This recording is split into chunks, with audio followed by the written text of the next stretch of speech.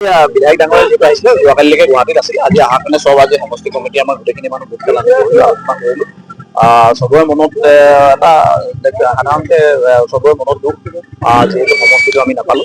চবে বিচাৰিছিলে আজি 2 বজাৰ পৰা আমি এতিয়া কেইটা বাজিলে প্ৰায় 5টা বাজিলে 6টা বাজিলে দীঘলীয়া আলোচনা সকলোৱে কথা বতৰাখিনি শুনিলো। আমি সকলোৱে কথাখিনি তেওঁলোকৰ কথাখিনি লৈছো। যিহেতু দলটোত বহুত কষ্ট কৰি কাম কৰি আছিলে আমাৰ দলৰ কৰ্মীসকলে। আপোনালোকে নিজেই দেখিছে ইমান ডাঙৰকে আমি 20-25 হাজাৰ মানুহ লৈ পেলাই আমি সংকল্প সমাৰোহ অনুষ্ঠিত কৰিলো। তাৰপিছতো খুব আশাৰে মানে বিচাৰিছিলে আমাৰ কেন্দ্ৰীয় সমিতিক দাবী জনাইছিলে যে আমাক চিটটো লাগে।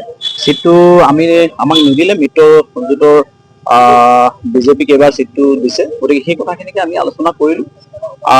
আমাৰ এতিয়াও আমাৰ সমষ্টি ৰাইজ আশ্বস্ত হোৱা নাই। তেওঁলোকে আমাক কৈছে যে আমাক বন্ধুত্বমূলক হলেও আমাক চিটটো দিয়ক। তেওঁলোকে কৈছে যে আমি আজি কেন্দ্ৰীয় সমিতিৰ এটা প্ৰস্তাৱ আমি প্ৰেৰণ কৰিম আকৌ আজি।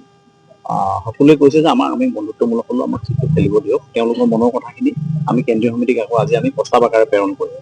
আপোনালোকে সিদ্ধান্ত লৈছে বন্ধুত্বমূলকভাৱে খেলা? আমাৰ বন্ধুত্বমূলকভাৱে কেন্দ্ৰীয় সমিতিলৈ খেলাৰ আজি এটা প্ৰস্তাৱ ইতিমধ্যে আমি লৈছো। ইতিমধ্যে প্ৰস্তাৱটো আমি এটা প্ৰেৰণ কৰিম। আৰু প্ৰায়খিনি আমাৰ পঞ্চায়ত আহিছিলে, যিটো 22খন পঞ্চায়ত আমাৰ আছে। পঞ্চায়তৰ আমাৰ প্ৰতিনিধিসকলো আহিছে। আমাৰ সভাপতি প্ৰায় আমাৰ 9-10 গৰাকী সভাপতি আছে। আমাৰ ZPC আছে এগৰাকী। তাৰোপৰি আমাৰ ইয়াতে প্ৰায় 100টামান আমাৰ বুথ আমাৰ ৱাৰ্ড আমি যোৱাবাৰ জয়ী হৈছিলো। প্ৰায় 88 আমি জয়ী হৈছিলো। তাৰপিছত কেইবাজনো ৱাৰ্ড মেম্বাৰ আমাৰ দলত যোগদান কৰিছিলে। প্ৰায় 100 মানে ৱাৰ্ড মেম্বাৰ আমাৰ আছে। গতিকে সকলোৱে এটাই কথাই কৈছে, আমাৰ এটাইকেইটা মণ্ডল আহিছে আজি ইয়াতে। সকলোৱে এটাই কথা কৈছে যে আমাক চিটটো আমাক বন্ধুত্বমূলকভাৱে আমাক খেলিবলৈ দিয়ক। আমাৰ হাতী প্ৰতীকটো বিচাৰিছে সকলোৱে যে আমাৰ প্ৰতীকটো দিয়ক।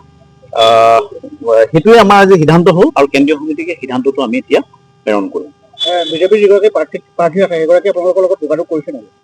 আমি প্ৰথমতে তেওঁলোকক শুভেচ্ছা জনাইছো। তেখেতক আমি দলৰ ফালৰ পৰা শুভেচ্ছা জনাইছো। তেখেত NDA প্ৰাৰ্থী হৈছে, কিন্তু এতিয়ালৈকে আমাৰ লগত যোগাযোগ কৰা নাই। কিন্তু আমাৰ বিশেষকে আনুষ্ঠানিকভাৱে কোনো ধৰণৰ আমাৰ লগত এতিয়ালৈকে যোগাযোগ কৰা নাই তেখেতক। কাৰণ তেখেতক যিহেতু তেখেতক টিকেট দিছে, গতিকে আমাৰ ফালৰ পৰা আমি শুভেচ্ছা জনাইছো। আপোনালোকৰ প্ৰাৰ্থী কোন হ'ব যদি বন্ধুত্বমূলকভাৱে খেলে? বন্ধুত্বমূলকভাৱে খেলিলে আমাৰ প্ৰাৰ্থী যিহেতু বিধায়ক আছিলে আমাৰ বিধায়ক আছে ইমান দিনে, গতিকে তেখেতে আমাৰ প্ৰাৰ্থী হ'ব।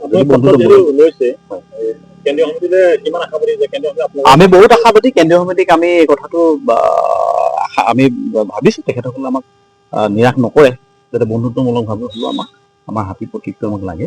গতিকে আমি দিব বুলি আশা কৰিছো। যিহেতু আমাৰ সমষ্টি সমিতি গোটেই আটাইকেইখন পঞ্চায়তৰ আমাৰ কৰ্মীসকলৰ মনৰ যিটো কথা আমি সেইটো কৈছো। যিহেতু আমি আজীৱন আমি জাতীয়তাবাদী। আমিতো জাতীয়তাবাদৰ নামত আমিতো আৰু ৰাজনীতিটো আমাৰ এইটো পেচা নহয়। গতিকে আমি আঞ্চলিকতাবাদ ভাল পাওঁ। দেৰগাঁও দূৰ যদিহে কেন্দ্ৰীয় সমিতিয়ে আপোনাৰ প্ৰস্তাৱ গ্ৰহণ নকৰে, আপোনালোকে প্ৰস্তাৱটো নকৰে বুলি তেতিয়া আমি ভবা নাই। আমাৰ প্ৰস্তাৱটো গ্ৰহণ কৰিব বুলি ভাবিছো। গতিকে আমি সেইখিনি আমাৰ আশাবাদী। আমাৰ সকলো আশাবাদী।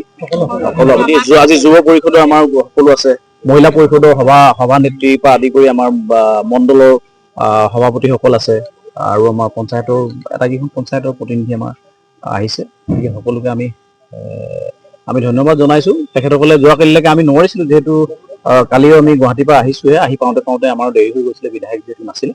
গতিকে সকলোৱে বিচাৰি আছিলে সভাখন। আজি সভাখন অনুষ্ঠিত হ'ল। সকলোৱে 2 বজাত প্ৰায় ইয়াতে আমি এটা দীঘলীয়া সময় আলোচনা কৰিলো। গোটেই কথাখিনি চবৰ মনৰ খুব খং আছে, সেই কথাখিনি আমাৰ আগত ব্যক্ত কৰিছে। গতিকে আমি তেখেতসকলক কথাখিনি শুনিছো আৰু সুন্দৰভাৱে আমি তেখেতসকলক বুজাইছো। আৰু তেখেতসকলে কৈছে যে আমাক বন্ধুত্বমূলকভাৱে আমাৰ হাতী প্ৰতীকটো লাগে। সেই কথাখিনিকে প্ৰস্তাৱ হিচাপে আমি আজি কেন্দ্ৰীয় সমিতিলৈ প্ৰেৰণ কৰিম।